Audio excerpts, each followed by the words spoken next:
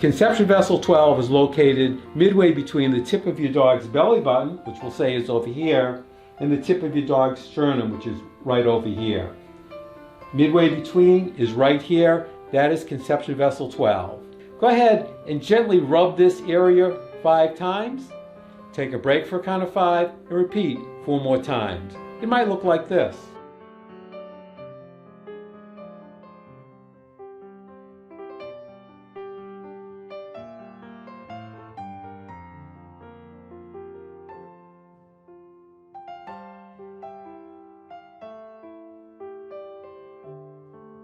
Now, it might be tempting to massage the area with your hand.